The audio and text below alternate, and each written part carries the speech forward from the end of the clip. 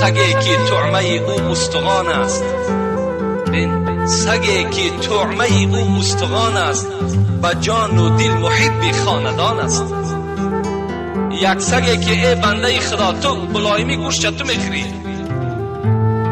لذیذترین موضع های همون استخوان تو میخوری، یک استخوان سگ میخورد، به جان و دل محب خاندان است. خاندانش دوست میدارد، صاحبش دوست میدارد. تو این قدر نعمت خدا را میخوری، تو صاحب خود خدا یک و یگانه است. پیغمبر تو محمد است، برای چی را دوست نمیداری؟ سگی که طعمه او استخوان است، به جان دل محب خاندان است. اگر 100 بار راند صاحب او، نگرداند از آن پاسی نمک رو.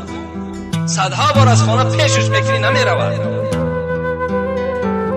زند گر ضرب گردد با ادبتر، که بوسد دست و در پایش نهد سر.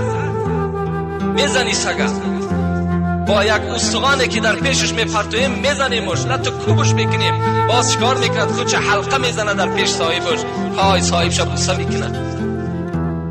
اینا سگ اگرچه موضوع سگ نیست، این در جای سگ شما آدم تصور کنید. نیاید در خیالش باب دیگر، باب گفته دروازه رو میگن. حضرت همین قدر میزنن، همین قدر همین سگ از در بیرون میکنن، نیاید در خیالش باب دیگر.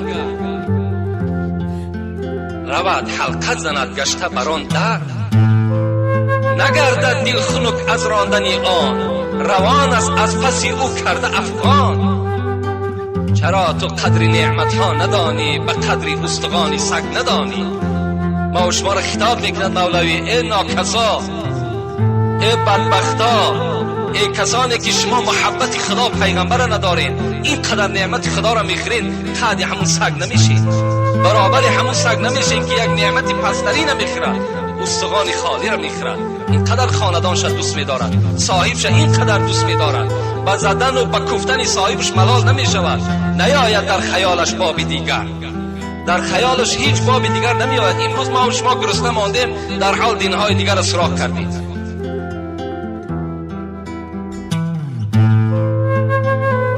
حضرت ابوبکر میگه برای آمدن در حالت گرسنگی. حضرت عمر هم گفتن قسم به عظمت بزرگی خدا که ای ابوبکر، ای